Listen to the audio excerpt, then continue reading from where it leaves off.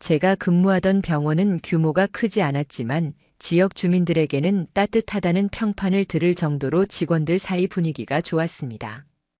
병동 간호사부터 원무과 직원, 심지어 의사들까지 서로 존중하며 일했죠.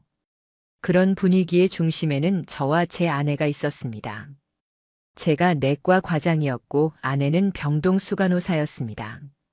동료들은 우릴 병원의 대표 부부라고 부르곤 했습니다. 아침마다 출근길에 병원 주차장에서 환자와 보호자들에게 환하게 인사를 건네는 아내의 모습을 보는 건 제 일상의 일부였습니다. 점심시간에는 가끔 도시락을 싸와 제 진료실로 들고 와선 많이 바쁘죠? 밥은 먹어야 해요 하고 웃으며 함께 나누곤 했습니다. 퇴근하면 병원 근처 마트에 들러 장을 보고 소소하게 하루의 피곤함을 털어놓는 그런 삶이 반복되었습니다. 흔히들 말하는 평범하면서도 안정감 있는 부부의 모습이었죠. 병원 동료들 사이에서도 부러움의 대상이었습니다. 회식 자리만 가도 두 분은 정말 잘 어울려요. 부부가 닮는다는 말이 딱이네요 라는 얘기를 자주 들었습니다. 그럴 때마다 아내와 저는 서로를 바라보며 웃었고 그 웃음 속에는 세상 어떤 불안도 없어 보였습니다. 주말이면 함께 등산을 다녀오고 휴일 아침에는 병원 인근 카페에서 브런치를 먹으며 다음 주 계획을 이야기했습니다. 누가 보더라도 부족한 게 없이 안정적인 그리고 꽉 찬 가정이었습니다. 저 역시 의심할 것 없는 행복 속에 산다고 믿었습니다. 그때까지만 해도 알지 못했습니다. 그 모든 평온이 사실은 연극 무대 위 소품 같은 것이었다는 걸요. 무대는 병원, 배우는 아내와 저, 그리고 관객은 동료와 환자들이었습니다. 가장 잔인한 건 그 무대를 연기하던 저조차도 스스로를 속이고 있었다는 사실이었습니다. 그 무대를 무너뜨린 건 다름 아닌 CCTV였습니다. 얼마 전 병원 경영진에서 보안 강화를 위해 병원 전체 구역에 CCTV를 추가 설치했습니다. 환자 보호와 병원 내 안전사고를 예방하기 위해서란 명분이었죠. 사실 우리 병원은 그 전까지 CCTV 사각지대가 많았습니다. 병동 뒤쪽 계단, 약품 보관실, 자재창고, 회의실 같은 곳은 비어있는 경우가 많았고 직원들 사이에서도 언젠가는 필요하다는 이야기가 나왔던 부분입니다. 설치가 진행되던 날도 저는 아무 생각 없이 장면을 지나쳤습니다. 단순히 이제 병원이 더 안전해지겠구나 하고만 생각했죠. 저 자신도 아내도 우리 가정도 아무 문제 없다는 확신이 있었으니까요. 하지만 그 단순한 장치 하나가 제 인생 전체를 송두리째 바꿔놓을 거라고는 정말 상상조차 하지 못했습니다. 그 당시 저는 아내를 한치의 의심도 없이 믿고 있었습니다. 병동에서 마주칠 때마다 환하게 웃던 아내의 얼굴엔 거짓도 불안도 보이지 않았으니까요. 간호사들 사이에서도 신뢰가 두터운 인물이었고 그 모습이 제겐 자랑이었습니다. 제가 힘들 때마다 아내는 늘 곁에서 괜찮아, 우리가 같이 있잖아라며 웃어주었으니까요.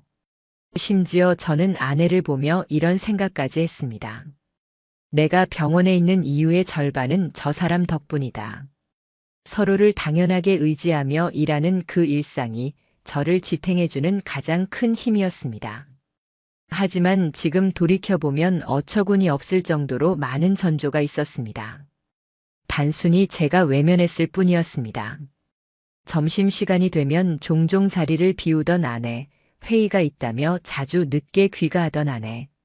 저는 수간호사라는 자리는 원래 바쁜 거니까라며 스스로 합리화했습니다. 아무런 근거도 없는 낙관으로 눈을 가린 겁니다. 그렇게 평범하던 하루하루는 사실 보이지 않는 금이 가기 시작한 상태였습니다. 그 금을 저는 무심하게 지나쳤고 병원 사람들 앞에서조차 우리만큼 안정적인 부부는 없을 거예요 라고 말하곤 했습니다. 지금 생각하면 스스로를 속이고 있었던 셈이죠. 특히 뚜렷하게 기억나는 장면이 하나 있습니다. 병원 회식 자리였습니다. 두 분은 닮아도 너무 닮았다니까요. 진짜 부부가 닮는다는 게 이런 거구나 싶어요. 그 말에 아내는 옅은 미소를 지으며 제 얼굴을 바라봤습니다. 그때의 웃음은 따뜻하게만 느껴졌습니다. 하지만 지금은 도리어 섬뜩합니다. 그 같은 웃음 속에 두 얼굴이 숨어 있었다는 걸 그땐 몰랐으니까요. 퇴근 후 집으로 돌아오면 아내와 나란히 드라마를 보며 하루를 마무리했습니다. 아내는 종종 제 어깨에 기대어 작은 목소리로 얘기하곤 했습니다. 이렇게 같이 앉아서 하루 끝내는 게 제일 좋아. 그 말이 진심이라고 철석같이 믿었습니다. 하지만 지금은 그 말이 모두 허상이었다는 것만 알 뿐입니다. 이렇게 돌아보니 우리 일상은 완벽할 만큼 치밀하게 짜인 무대와 같았습니다. 아침 인사, 점심 도시락, 퇴근길 장보기, 주말에 등산, 드라마 한 편 같이 보는 시간까지. 이 모든 게 행복한 부부라는 이미지를 유지하기 위한 연극의 장치였던 겁니다. 그리고 그 연극이 완벽하다고 생각했던 저는 사실 그 무대 위에서 가장 큰 관객이자 피해자였습니다. CCTV 설치는 본래 보안을 위한 조치였습니다. 하지만 그것은 제 아내의 진짜 얼굴을 드러내는 거울이 되었습니다. 그 화면을 보기 전까지는 몰랐습니다. 우리 부부의 평범한 일상 속에 언제부터 금이 가 있었는지, 어디서부터 모든 게 틀어졌는지. 그러나 결국 언젠가 그 평온한 무대의 커튼은 거치게 마련이었습니다. 그리고 그날은 생각보다 너무도 빨리 찾아왔습니다. 그날도 평소와 다를 것 없는 하루였습니다. 진료 접수 환자가 많았지만 익숙하게 순서를 맞추고 병동 회진을 돌며 환자들에게 상태를 확인했습니다. 점심시간이 조금 지나서야 잠깐 숨을 고를 수 있었죠. 의자에 앉아 서류를 정리하던 순간 문득 창가에서 환한 빛이 들어와 복도로 눈길을 돌렸습니다. 그리고 그곳에서 제 기억에 깊게 남아버린 장면을 보게 됐습니다. 복도 저편에서 아내가 전화를 받고 있었습니다. 평소 같으면 웃는 얼굴로 환자와 가족들을 응대하는 모습일 텐데 그날의 아내는 전혀 달랐습니다. 얼굴은 굳어 있었고 시선은 분주하게 오가며 마치 누군가 자신을 지켜보고 있는 걸 경계하는 듯 했습니다. 목소리는 또렷하게 들리지 않았지만 한마디 한마디가 날카롭게 끊어지는 게 분명 보였습니다. 저는 순간 멈칫했습니다. 이건 제가 늘 보던 아내의 모습이 아니었습니다. 전화를 마친 뒤 아내는 휴대폰을 서둘러 재킷 안쪽에 밀어넣고 주변을 두리번거렸습니다. 마치 아무도 보지 않은 틈을 노려 신속하게 숨기려는 것처럼. 평소 그토록 당당하던 아내가 왜 그렇게 행동하고 있었을까요? 작은 이상함이 가슴에 파문처럼 번졌습니다. 그날 이후 제 마음은 쉽게 가라앉지 않았습니다.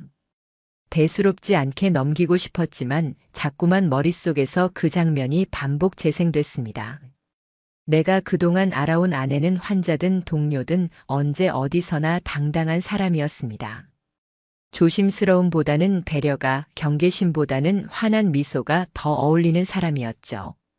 그런데 그날의 행동은 제가 전혀 알지 못했던 모습이었습니다. 저는 스스로에게 말했습니다. 괜히 의심하는 거야. 원래 민감한 업무상 통화였을 거야. 수간호사라면 병원 일정이나 위급 상황 때문에 그럴 수도 있잖아. 그렇게 합리화하려 했습니다. 하지만 마음 어딘가가 계속 걸렸습니다. 불안은 작은 파동처럼 시작해 점점 더 큰 울림이 되어갔습니다. 그리고 다음 날 아내의 점심시간 행적이 미묘하게 어긋났습니다. 늘 짧게라도 제 진료실에 들렀던 아내가 이날은 오지 않았습니다. 이상하다 싶어 간호사실에 들렀더니 다른 간호사가 이렇게 말했습니다. 수간호사님은 약품실 점검 중이세요. 그 말을 듣는 순간 온몸에 알 수 없는 긴장이 몰려왔습니다. 왜냐하면 제가 직접 작성했던 그 주의 일정표에는 약품실 점검 항목이 없었기 때문입니다. 평소 꼼꼼히 관리하는 성격 탓에 저는 스스로 짰던 일정표를 정확히 기억하고 있었습니다. 점검 중이라니 일정에 없는데? 단순한 혼동일 수도 있겠죠. 하지만 머릿속에 또 다른 생각이 스쳐갔습니다.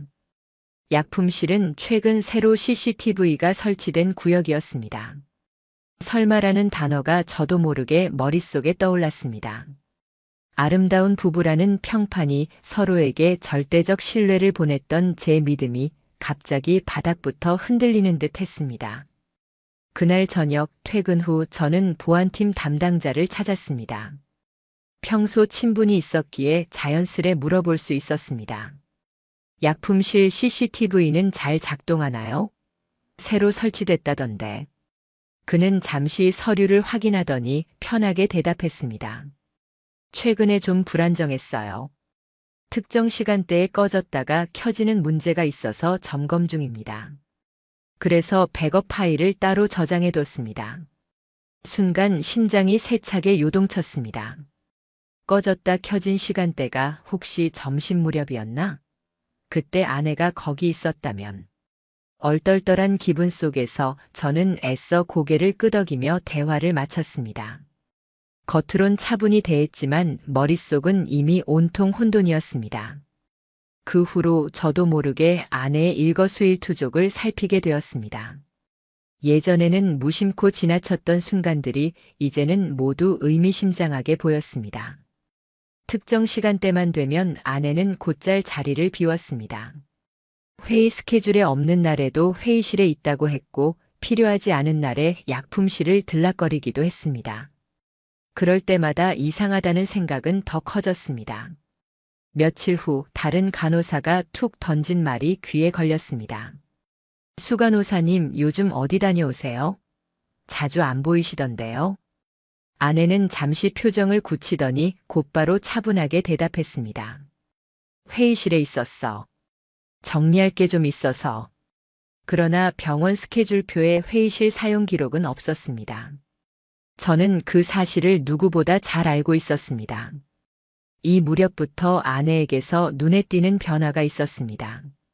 회의실이나 약품실에서 돌아올 때면 화장이 미묘하게 번져 있었고 향수 냄새가 더 진하게 풍기곤 했습니다. 또 얼굴에는 설명하기 어려운 미소가 떠 있었습니다. 내게 건네는 환한 미소가 아니라 마치 다른 어딘가에서 이미 행복을 가져온 듯한 표정이었습니다.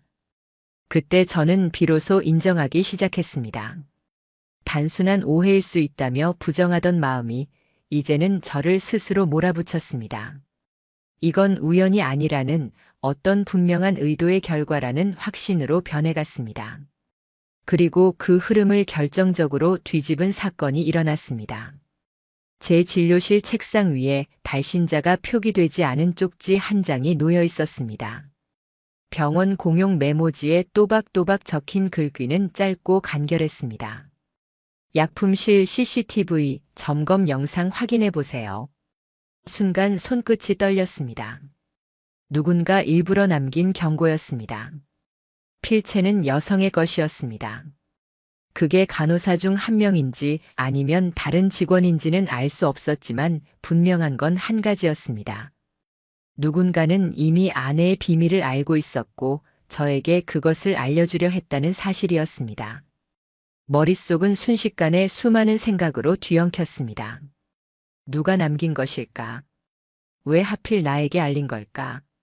아내를 보호하려 하는 건가 아니면 무너뜨리려 하는 건가? 그 어느 것도 당장은 알 수 없었습니다. 하지만 한 가지는 분명했습니다. 이제는 제 눈으로 확인해야 한다는 것. 저는 의사였습니다. 어떤 상황에서도 증거를 바탕으로 진단하고 결론을 이끌어내는 게 제 직업적 본능이었습니다. 이번에도 마찬가지였습니다. 흔들리는 감정을 붙잡기 위한 유일한 길은 증거였습니다. 그날 밤 퇴근 후에도 제 머릿속은 복잡했습니다. 아내는 평소처럼 웃으며 저를 맞았습니다. 오늘 응급 환자 들어와서 정신없었어. 그 말에 저는 무심히 미소를 지어 보였습니다. 겉으로는 늘 같았지만 마음속에서는 이미 무언가가 크게 갈라지고 있었습니다. 결국 저는 결심했습니다. 혼자만의 감정으로 움직이지 않겠다고. 모든 걸 눈으로 확인하겠다고. 이제부터는 무대 뒤편을 직접 마주하겠다고 말입니다. 그리고 그 선택은 내 인생을 완전히 다른 국면으로 끌고 가는 시작이 되었습니다. 컴퓨터 화면에 띄워진 CCTV 영상은 처음엔 무심하게 흘러갔습니다. 병원 약품실, 조명이 희미하게 비춘 좁은 공간, 가지런히 정리된 약품 상자들과 냉장고. 드물게 출입하는 직원들의 모습이 보였지만 화면 속엔 아무것도 특별할 것이 없어 보였죠. 저는 의도적으로 침착해지려 했습니다. 혹시 아내를 의심하는 제 마음이 잘못된 건 아닐까, 괜히 부풀린 건 아닐까 스스로 다그치며 한 장면씩 넘겨보고 있었습니다. 그런데 14시 11분. 마침내 그 순간이 화면에 나타났습니다. 아내가 프레임 안으로 들어왔습니다. 단정한 유니폼, 목에 걸린 명찰, 손에는 익숙한 휴대폰. 하지만 그날 그녀의 발걸음엔 무언가 달랐습니다. 주저함 같기도 했고 조심성 같기도 했습니다. 그녀는 약품실 문을 살짝 열고 들어가더니 미묘하게 문을 닫지 않은 채 안쪽으로 걸음을 옮겼습니다. 몇 초 후 또 다른 인물이 화면에 나타났습니다. 바로 정형외과 원장이었습니다. 김도현. 병원에서 늘 친근하고 상냥한 태도로 동료들과 어울리던 사람이었기에 의심의 대상이 될 거라고 상상조차 하지 못했던 인물이었습니다. 그가 주위를 살피며 약품실로 다가왔습니다. 그리고는 천천히 문 안으로 몸을 밀어넣더니 손을 뻗어 문을 닫아버렸습니다. 심장 깊숙한 곳에서 쿵소리 같은 충격이 울려 퍼지는 걸 느꼈습니다. 화면에 표시된 시간은 14시 12분. 그 다음 펼쳐진 영상은 제 눈을 처음부터 끝까지 붙잡아 두었습니다. 영상에는 소리가 없었습니다. 그러나 두 사람의 몸짓은 소리 없는 대화보다 더 명확했습니다. 아내가 다가가고 그가 기다렸다는 듯 그녀의 허리를 감싸 안는 모습. 서로의 눈을 마주한 채 짧고도 긴 호흡을 나누며 아무렇지 않게 서로를 껴안는 모습. 그 장면은 부정할 수 없는 친밀함으로 가득 차 있었습니다. 제 시선이 화면에 꽂힌 채 움직이질 않았습니다. 머리로는 설마 그렇지 않겠지, 단순한 위로일 수도 있지 않을까 온갖 변명을 만들어내려 했지만 눈앞의 움직임은 그 어떤 변명의 여지를 허락하지 않았습니다. 두 사람은 약품실 구석으로 몸을 붙이고 서 있었습니다. 손끝이 뺨을 스치고 어깨에 머리를 기대며 웃음을 나누는 그 표정은 연인 외에는 결코 지을 수 없는 얼굴이었습니다. 침묵 너머로도 느껴지는 교감이 화면 속에 그대로 각인돼 있었습니다. 저는 마우스를 움켜쥔 손이 심하게 떨려서 영상을 멈추기조차 힘들었습니다. 순간적으로 숨조차 막혔습니다. 이게 정말 현실일까 아니면 꿈결 같은 환상일까? 잠깐의 착시일 거라고, 단순한 오해라고, 그렇게 믿고 싶은 마음과 눈앞에서 무너져 내리는 현실이 끝없이 충돌했습니다. 그 장면은 단일 2분이 아니라 무려 17분 동안 이어졌습니다. 두 사람은 반복해서 서로를 확인하듯 붙었고 손을 맞잡았고 어깨에 얼굴을 묻었습니다. 제가 아내와 함께 있어온 날들, 환자들 앞에서 자랑스레 이상적인 부부로 보여졌던 그 모든 시간이 송두리째 무너지는 소리를 저는 똑똑히 들었습니다. 도시락을 내밀던 손길, 퇴근 후 나란히 장을 보며 웃던 기억, 회식 자리에서 제 옆에 앉던 모습, 그것들 전부가 가짜였습니다. 결국 저는 영상을 잠시 멈췄습니다. 손바닥은 땀으로 젖었고 심장은 미친 듯이 뛰었습니다. 그날 밤 집으로 돌아왔을 때 아내는 마치 아무 일 없었던 듯 환하게 웃으며 다가왔습니다. 오늘 정신없는 하루였어. 응급 환자 때문에 종일 뛰어다녔네. 저는 억지로 입꼬리를 올렸습니다. 미소를 지어야 했습니다. 지금 당장은 감정이 아닌 증거로 움직여야 했으니까요. 제 표정 하나로 모든 걸 들켜버릴 수는 없었습니다. 며칠 뒤 저는 CCTV 영상을 USB에 저장했습니다. 보안팀엔 감사를 위한 자료 확보라고 둘러댔고 정식 요청서까지 작성했습니다. 의심받지 않게 하기 위해서였습니다. 저는 혹시 모를 상황에 대비해 복사본 또한 따로 만들어뒀습니다. 하지만 한 장면만으로는 부족했습니다. 혹시 한 번뿐 일이 아닐까 하는 신락 같은 희망을 완전히 끊어내려면 반드시 추가 증거가 필요했습니다. 아내와 그가 단지 한순간의 실수로 인연을 맺은 건지 아니면 지속적으로 이어온 관계인지 확인해야 했습니다.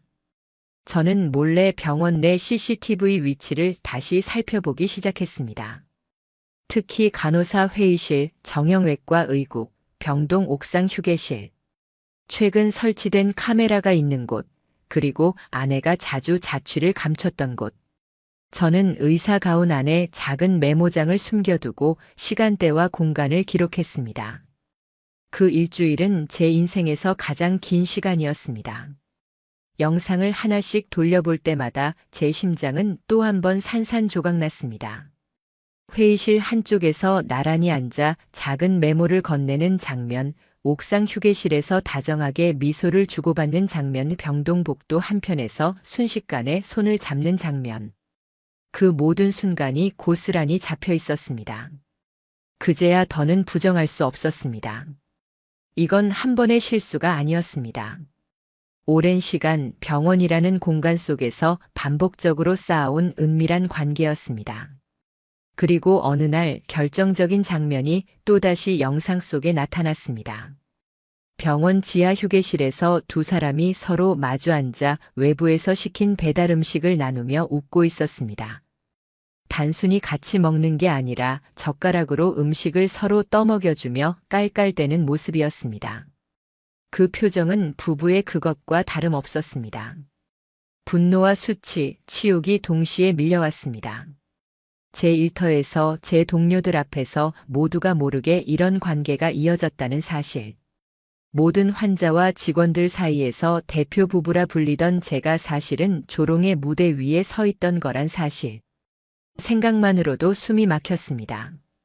병원에서 마주치는 동료들조차 제게 속삭이는 듯 느껴졌습니다. 누군가는 이미 눈치채고 있지 않았을까? 내가 모르는 사이 은밀히 뒤에서 조롱거리가 되어 있지 않았을까? 모든 시선이, 모든 말 한마디가 제게 가시처럼 박혔습니다. 그리고 그날 영상을 정리하던 제 손이 멈췄습니다. 정형외과 원장 사무실 앞 CCTV 한 대가 있었습니다. 그저 드나드는 장면이 기록된 영상일 뿐이지만 거기에도 아내가 여러 번 포착돼 있었습니다. 심지어 퇴근 시간 이후 불 꺼진 병원에서 아내가 그 사무실 문 안으로 사라져 들어가 40분 동안 나오지 않았던 기록까지.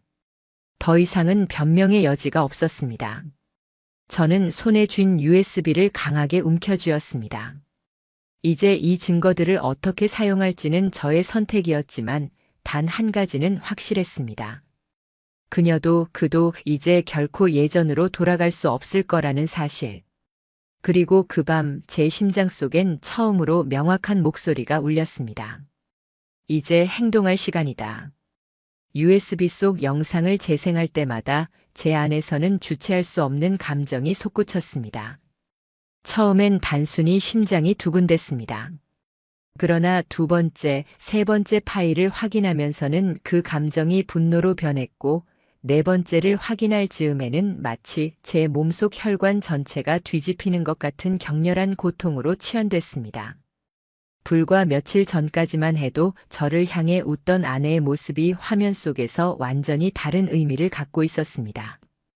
도시락을 내밀며 바쁘죠? 이거라도 드세요라고 하던 아내의 목소리가 귓가에 맴돌았습니다. 웃음 섞이던 그 말들이 이제는 배신을 감추기 위해 쓴 가식적인 대사로밖에 들리지 않았습니다. 함께 일하니까 더 마음이 든든하다. 당신 덕분에 매일 버틸 수 있어.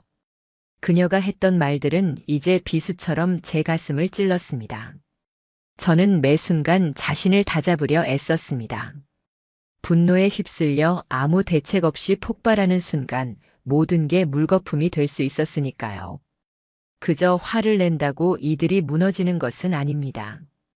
의사로서 늘 증거를 기반으로 환자의 병을 진단하고 치료 방침을 세우듯 이번에도 냉정하게 분석하고 철저하게 대응해야 했습니다. 그래서 저는 복수를 계획하기 시작했습니다.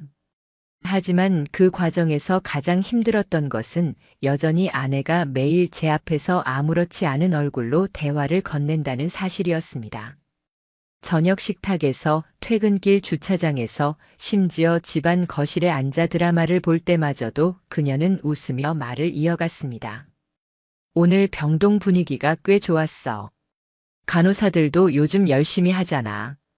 그 말을 듣는 순간 제 속에서 뭔가가 툭 하고 끊어졌습니다. 그녀가 환하게 웃는 얼굴은 이전과 다름없었습니다. 하지만 그 웃음은 이제 더는 내 아내의 웃음이 아니었습니다.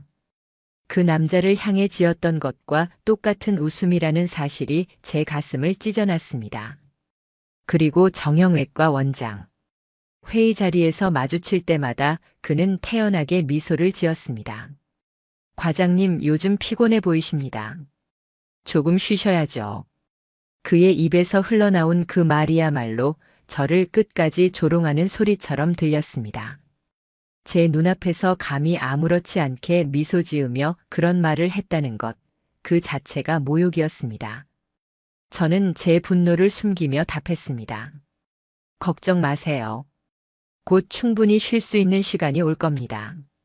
그는 대수롭지 않게 넘겼지만 그 말 속에 담긴 진짜 의미는 저 혼자 알고 있었습니다. 그것은 곧 다가올 심판을 예고하는 선언이었습니다. 그날 이후로 저는 계획을 한 단계 더 구체화했습니다. 먼저 찾은 곳은 법률사무소였습니다. 상간 소송 전문으로 알려진 변호사를 찾아가 지금까지 수집한 증거를 하나씩 펼쳐 보였습니다. USB 영상, 캡처한 장면, 시간표와 CCTV 로그 비교표, 그리고 복구한 일부 문자 대화까지. 변호사는 눈을 크게 뜨며 말했습니다. 이 정도 자료라면 충분합니다. 법정에서 부인할 수 없는 수준이네요. 위자료 청구 승소는 물론이고 병원 내 직위에서의 불이익까지 연결될 수 있습니다. 저는 단호하게 말했습니다. 둘 다 다시는 고개 들고 다닐 수 없을 정도로 만들어 주십시오. 변호사는 고개를 끄덕였습니다. 하지만 저는 거기에 그치고 싶지 않았습니다. 병원에서의 평판, 동료들 사이의 이미지, 모든 걸 동시에 무너뜨려야만 진정한 의미의 복수가 완성될 것 같았습니다. 그 무렵 병원 내부에서는 묘한 분위기가 감돌기 시작했습니다. 복도 어딘가에서 들려오는 수군거림, 간호사들 사이에 은근히 오가는 눈빛들. 직접 들은 건 단편적이었지만 충분히 알 수 있었습니다. 수 간호사님이 요즘 정형외과 과장님하고 자주 같이 계시더라. 회의실에서도 두 분 같이 있던 거 봤어. 겉으로는 웃으며 건네는 농담이었지만 그 속에 담긴 의미는 결코 가볍지 않았습니다. 아마 이미 일부 직원들은 눈치를 채고 있었을 겁니다. 그 사실은 다시 한번 제 안을 무너뜨렸습니다. 내가 마지막까지 모르는 바보가 되어 있던 건 아닐까? 다들 알고 있었는데 나만 속고 있었던 건 아닐까? 자존심이 산산조각 났습니다. 저는 웃음을 지으며 병원 일상 속에 섞여 있었지만 머릿속에선 거대한 도표를 그려갔습니다. 증거 정리, 법원 제출 계획, 언론사 유출 시점, 병원 내부 인사위원회 가능성, 모든 경우의 수를 하나하나 검토했습니다. 분노가 제 머리를 흐리는 대신 오히려 냉철하게 집중하게 만들었습니다.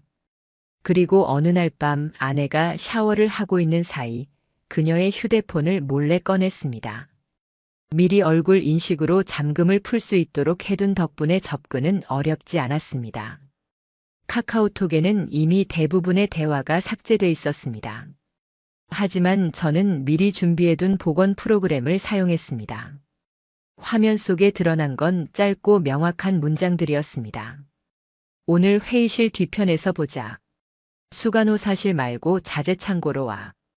지워진 흔적 사이에서 복구된 몇 줄의 대화는 결정적인 단서였습니다. 저는 그날 밤 한참 동안 휴대폰을 내려놓지 못했습니다. 떨리는 손끝으로 화면을 넘길 때마다 저를 완전히 바보로 만들었던 지난 날들이 주마등처럼 스쳐갔습니다. 하지만 이제 더는 감정의 문제로 남아있지 않았습니다. 이건 증거였고 심판을 위한 미사일이었습니다.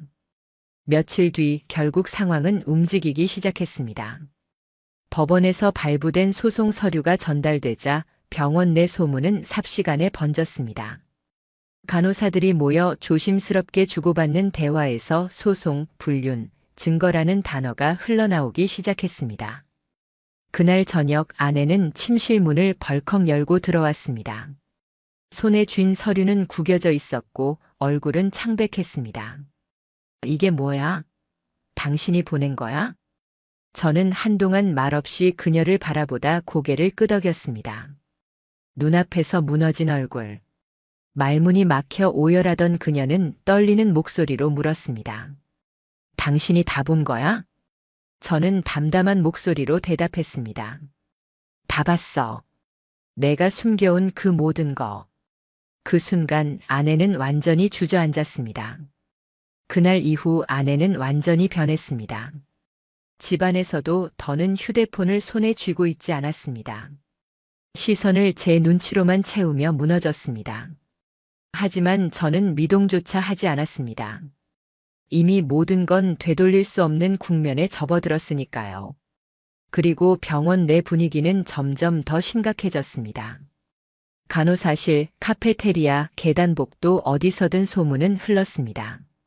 환자와 보호자가 있는 앞에서는 다들 조용했지만 뒤에선 이미 모든 것이 퍼지고 있었습니다. 정형외과 원장은 점점 회의에 참석하지 않았고 직원들과 거리를 두기 시작했습니다. 아내는 환자들 앞에서조차 눈물을 보이곤 했습니다.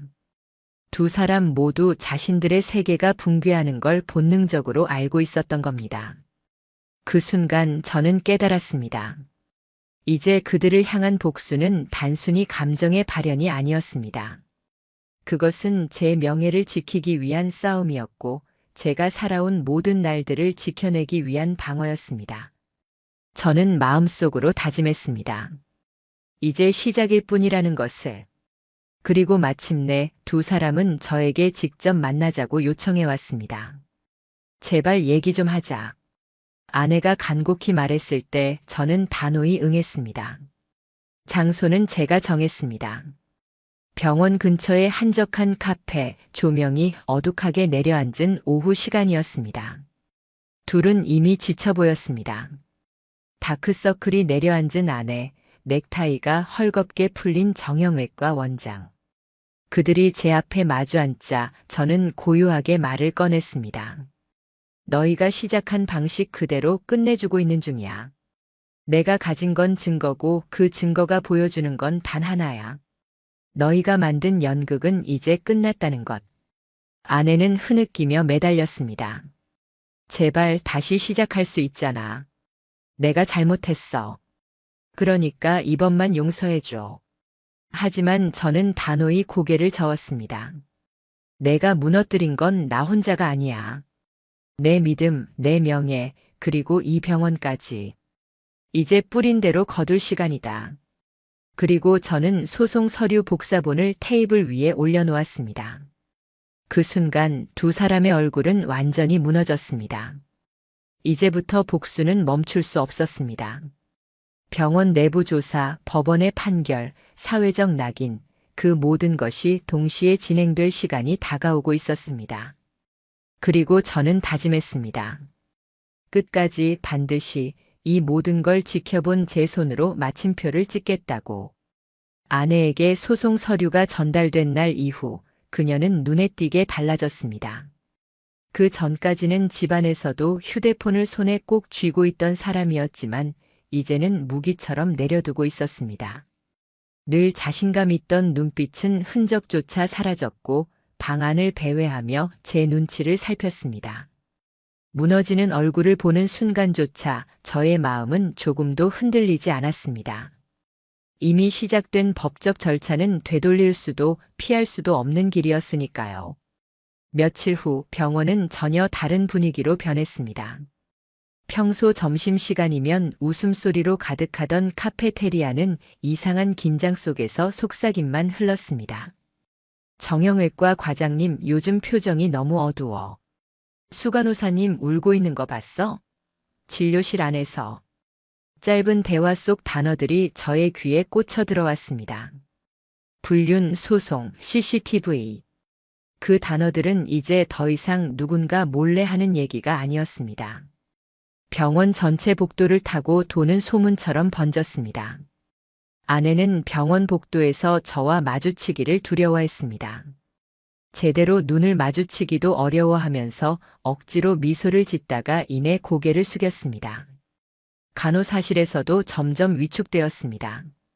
환자 보호자 앞에서 웃음 지으며 대화하다가도 돌아서면 표정은 금세 탁하게 가라앉곤 했습니다.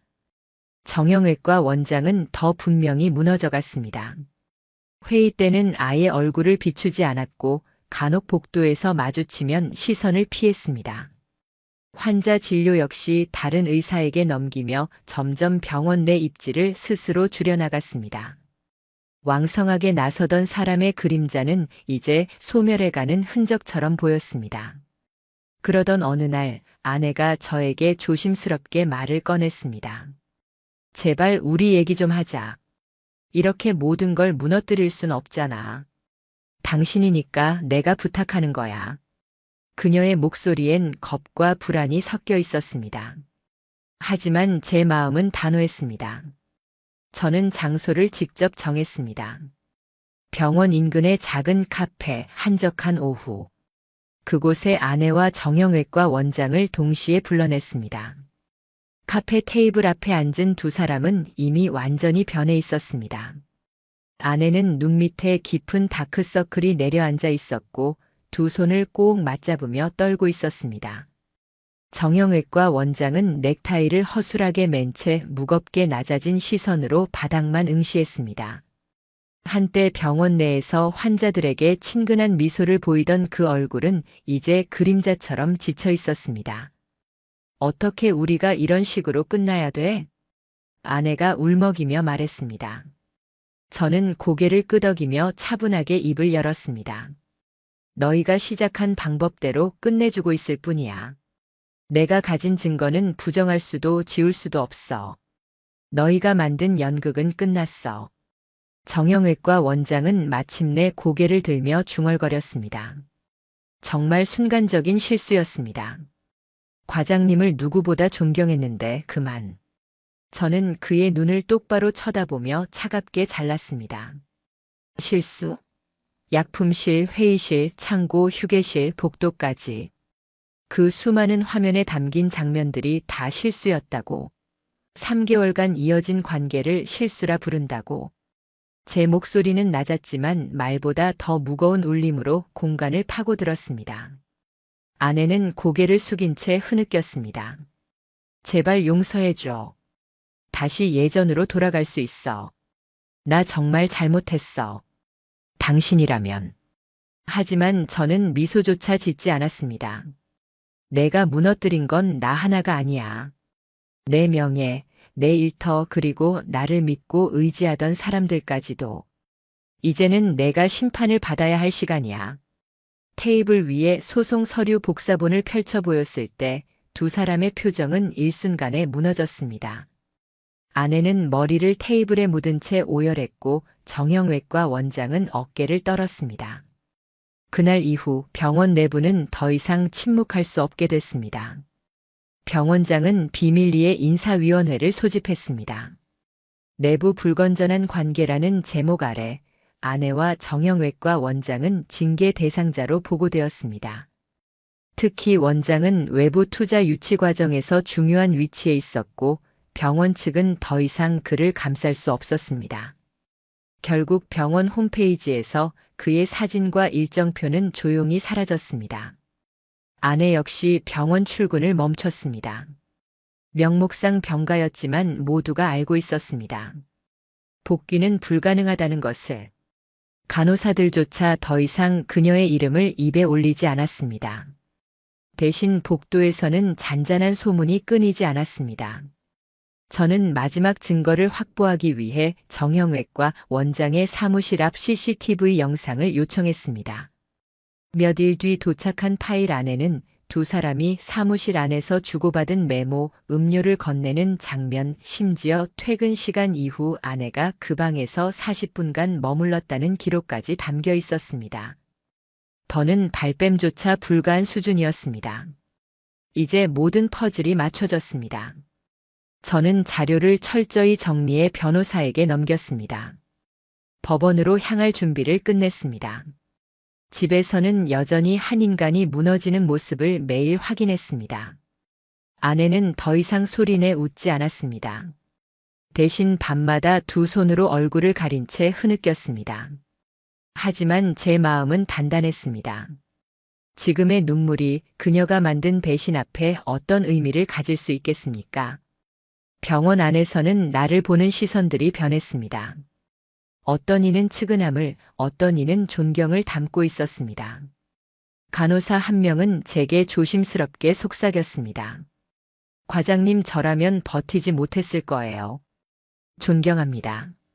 그 말을 듣는 순간 저는 씁쓸한 웃음이 나왔습니다.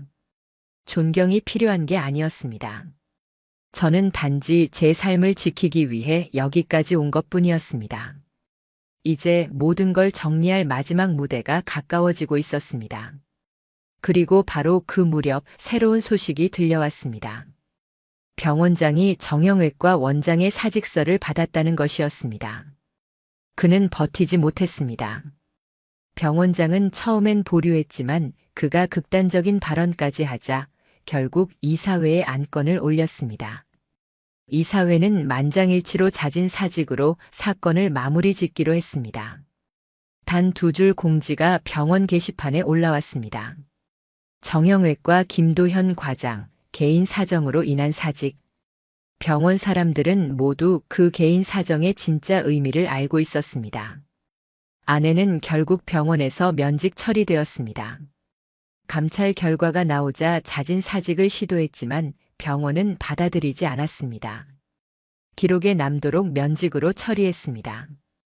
이제 그녀의 이름 옆에는 평생 지워지지 않을 낙인이 새겨진 것입니다. 그 무렵 저는 다시 한번 결심했습니다. 이 모든 사실을 법정으로 가져가야 한다고. 여기서 멈춘다면 제 삶은 여전히 그들의 배신으로 얼룩져 있을 겁니다. 법원으로부터 상간소송의 1차 변론 기일을 통보받던 날, 저는 변호사 사무실에 앉아 두꺼운 증거처를 정리했습니다. USB에 담긴 CCTV 영상, 캡처된 장면들, 일정표와 대조한 시간 기록, 복원된 문자 대화, 그리고 몇몇 동료들이 비공식적으로 증언해준 진술까지 모든 자료를 한데 모아 파일링했습니다. 종이를 넘기는 소리 하나하나가 긴장된 공기를 가르며 울려 퍼졌습니다. 그러던 중 뜻밖의 손님이 찾아왔습니다. 아내의 부모님이었습니다. 그녀는 오지 않았습니다. 두 분은 무겁게 문 앞에 서 계셨습니다. 얼굴은 굳어 있었고 발걸음은 더디었습니다. 정말 이렇게까지 해야 하나? 장인이 떨리는 목소리로 말했습니다. 이미 돌이킬 수 없는 지점까지 왔습니다. 제가 담담히 답했습니다. 그는 손에 한 장의 종이를 건넸습니다. 아내가 남기고 떠난 편지였습니다. 삐뚤빼뚤한 필체 속엔 죄책감과 후회가 빼곡히 적혀 있었습니다. 모든 게 무너지고 있다. 다시는 얼굴을 들 수 없다. 그냥 사라지고 싶다. 불안한 심리가 그대로 묻어나는 글이었습니다. 장모는 눈물로 호소했습니다. 우리 지연이는 이제 아무것도 없어. 직장도 잃었고 친구도 끊겼어. 가족만 남았는데 그것마저 빼앗아 가지 말아줘. 하지만 제 눈빛은 차가웠습니다. 가족이 있었다면 애초에 이런 짓을 하지 않았을 겁니다. 두 분은 결국 말없이 돌아갔습니다. 문이 닫히는 순간 저는 한 사람의 인생을 여기서 끝내버리고 있다는 묘한 실감을 느꼈습니다. 그러나 멈출 이유는 없었습니다. 며칠 뒤 병원에서 더 큰 소식이 들려왔습니다. 정형외과 원장이 병원장실을 찾아가 사직서를 제출했다는 것이었습니다.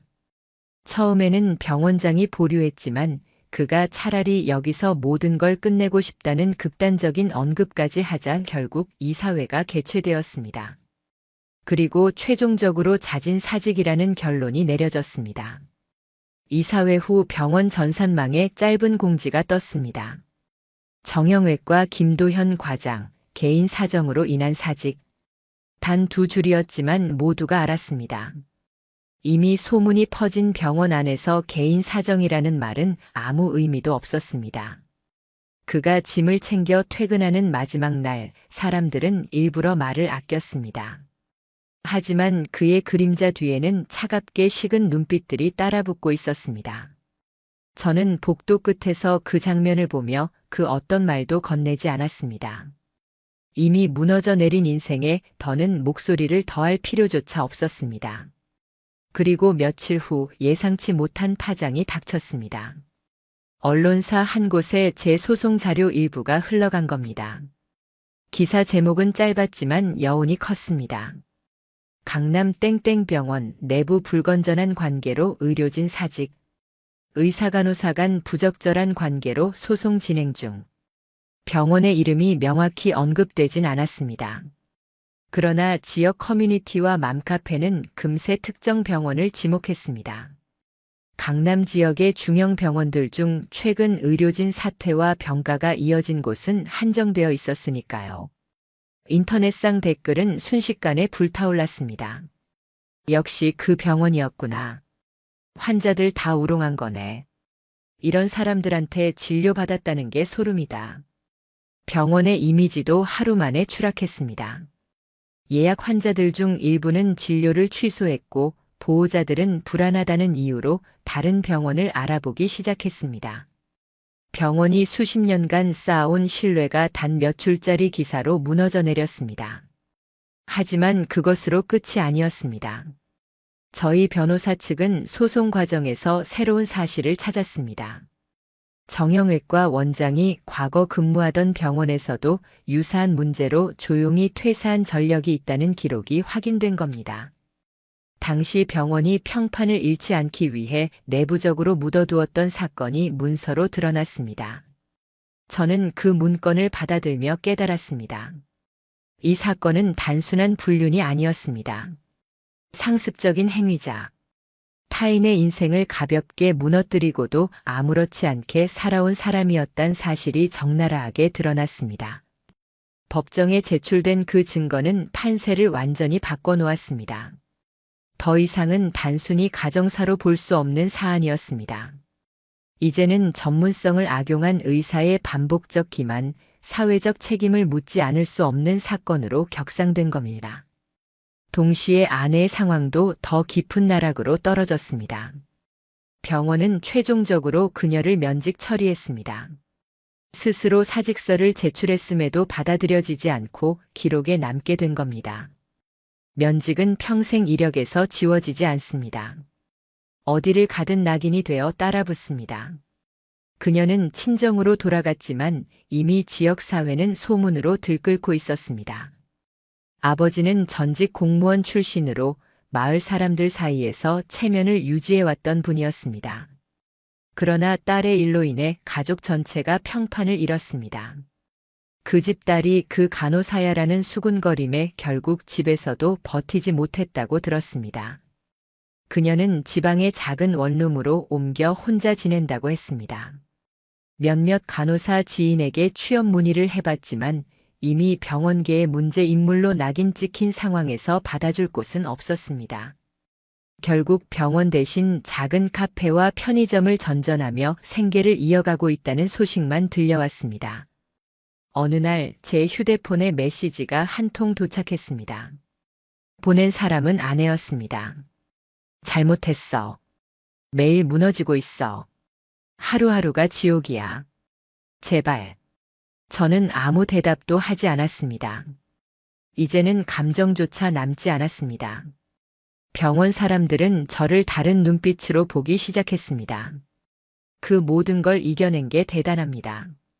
과장님 같은 분이 버틸 수 있었으니 저희도 버틸 수 있는 힘이 생깁니다. 그러나 저는 웃어넘겼습니다. 대단한 것이 아니었습니다. 그저 제 인생을 지키기 위해 참아낸 것이었으니까요. 그리고 마침내 법정에 출석할 마지막 날이 다가왔습니다. 변호사는 제게 말했습니다. 이제는 결론이 정해져 있습니다. 끝까지 가시죠. 저는 정장을 매만지며 법원 건물 앞에 서 있었습니다. 한때 병원에서 대표 부부라 불렸던 우리가 이제는 원고와 피고로 마주 서게 되는 날. 이제 이 법정에서 모든 것이 끝장날 시간이 다가오고 있었습니다. 드디어 그날이 왔습니다. 상간 소송과 민사재판의 마지막 판결 선고일.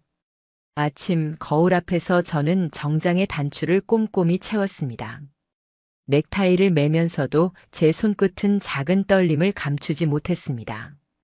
그러나 그 떨림은 두려움이 아닌 무게감이었습니다. 이제 1년 가까이 준비해온 과정에 마침표가 찍히는 순간이 다가온 겁니다. 법원 대법정 앞 복도에는 다양한 소송 당사자들이 서 있었습니다. 각자의 사연과 각자의 무게를 지고 그들 틈 속에서 제 발걸음은 묵직했습니다. 문이 열리고 호명되자 저는 자리를 찾아 들어갔습니다.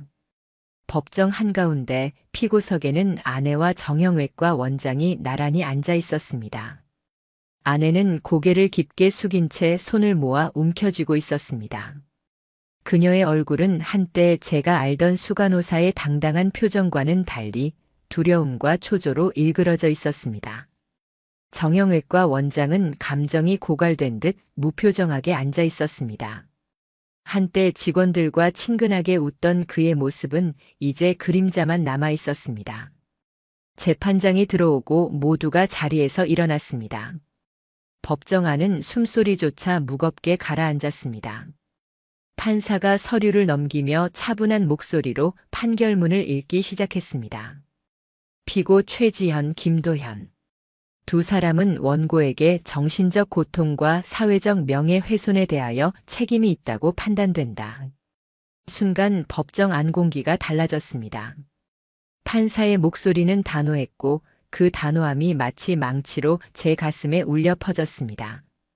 피고들의 불륜 관계는 다수의 CCTV 영상, 문자 대화, 동료들의 간접 증언으로 명백히 드러났다.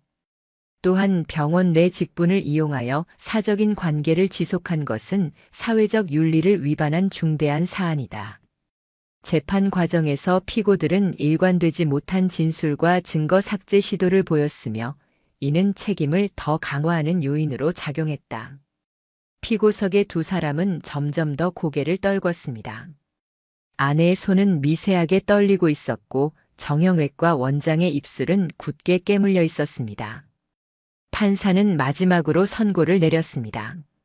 피고 최지현은 원고에게 위자료 8천만 원을 지급하라. 피고 김도현은 원고에게 위자료 1억 2천만 원을 지급하라. 그 순간 법정 안은 정적에 휩싸였습니다. 돈의 액수가 문제는 아니었습니다. 그 액수에 담긴 것은 그들의 삶을 송두리째 짓눌러버리는 낙인이었습니다. 아내는 자리에서 무너져 울음을 터뜨렸습니다. 법정이라는 공간조차 잊은 채 흐느끼며 얼굴을 가렸습니다. 정형외과 원장은 고개를 한참 숙이고 있다가 천천히 눈을 감았습니다. 그 얼굴에는 패배와 포기의 그림자가 드리워져 있었습니다. 저는 차분히 판사의 말을 끝까지 들었습니다. 감정의 폭발은 없었습니다. 그저 오랜 시간 기다려온 순간이 현실로 다가온 것에 대한 무거운 체감이 있을 뿐이었습니다. 재판이 끝나고 법정을 나올 때 기자들이 어쩐지 법원 앞을 지키고 있었습니다. 익명으로 올라온 기사 한 줄이 이미 세간의 관심을 끌었기 때문이었습니다. 플래시가 몇 번 터졌지만 저는 고개를 숙인 채 묵묵히 걸어갔습니다. 오늘은 그저 결과를 받아들이는 날이었습니다. 그날 이후의 파장은 빠르게 찾아왔습니다. 정형외과 원장은 판결 직후 대한의사협회 징계위원회에 회부되었습니다. 불륜 자체보다는 전문성을 악용한 반복적 부적절 관계가 문제였습니다. 과거 전력까지 드러나면서 그는 면허 정지 6개월 처분을 받았습니다. 의료계에서 가장 치명적인 낙인 중 하나였습니다. 결국 그는 병원을 떠나 개인 진료소를 열려 했지만 지역 사회와 환자 커뮤니티의 반응은 싸늘했습니다. 그 의사가 아직도 진료를 본다더라는 게시글이 퍼져 불매운동처럼 번졌습니다. 진료소는 환자를 감당하지 못하고 곧 문을 닫았습니다. 들려온 소식에 따르면 그는 결국 한국을 떠났다고 했습니다. 하지만 해외에서조차 의사로 다시 서기란 현실적으로 힘들었습니다. 어느 나라든 도덕적 결함이 명확히 기록된 인물은 받아들이지 않았습니다. 한때 수많은 환자에게 손을 내밀던 의사가 이제는 노동으로 하루를 겨우 버틴다는 소문이 흘러들어왔습니다. 아내 최지연. 판결 이후 그녀의 삶은 완전히 달라졌습니다. 친정집에서마저도 버티지 못하고 지방의 허름한 원룸으로 흘러들어갔습니다. 더 이상 병원이나 의료계는 그녀에게 단 한 뼘의 자리도 주지 않았습니다. 시간이 흐른 뒤 몇몇 간호사 지인들이 건네는 말을 통해 그녀의 생활을 알 수 있었습니다. 아르바이트를 전전하며 근근히 하루를 버틴다고 했습니다. 어떤 날은 카페에서, 어떤 날은 편의점에서, 간혹 비 오는 날이면 술에 취해 길바닥에 앉아 있는 걸 봤다는 말도 전해졌습니다. 그녀는 가끔 저에게 메시지를 보냈습니다. 정말 잘못했어. 매일이 지옥 같아. 제발 용서해줘. 저는 답하지 않았습니다. 그 어떤 대답도 의미 없었기 때문입니다. 이미 모든 감정은 사라지고 없었으니까요. 내 삶은 다시 평범하게 돌아왔습니다. 진료실에서 환자를 맞이하고 병동을 돌며 환자의 손을 잡아주는 일. 혼자가 되었지만 하루하루는 서서히 안정되었습니다. 동료들은 이제 저를 다른 눈빛으로 보았습니다. 어떤 이는 안쓰럽게, 어떤 이는 존중의 시선으로. 저는 웃으며 대답했습니다. 그저 저 할 일을 하고 있을 뿐입니다. 하지만 속으로는 알았습니다. 이번 싸움은 단순한 복수가 아니었다는 것을. 그들의 배신이 제 삶을 완전히 짓밟았을 때 저는 끝까지 증거를 모아 법정까지 끌고 와 무너뜨렸습니다. 그것은 단순히 누군가에게 복수하기 위한 게 아니라 제 자신을 지켜내는 싸움이었습니다. 가끔은 그 두 사람의 소식이 들려옵니다. 어디선가 술잔을 기울이며 무너져가는 지연의 모습. 이직조차 하지 못한 채 방황하다 사회에서 퇴출당한 김도현의 그림자. 하지만 저는 이제 신경 쓰지 않았습니다. 그들은 자신들의 선택으로 무너졌을 뿐이었습니다. 제가 아닌 본인들이 판 무덤 속에서 스스로를 파묻은 겁니다. 오히려 매일 아침 환자를 마주하며 저는 제게 다짐했습니다. 2번 다시 누구에게도 속지 않겠다. 만약 또다시 나를 무너뜨리려는 자가 있다면 나는 내 손으로 끝까지 진실을 밝혀낼 것이다. 이렇게 저의 싸움은 끝났습니다. 그리고 동시에 또 다른 시작의 문턱에 서게 되었습니다.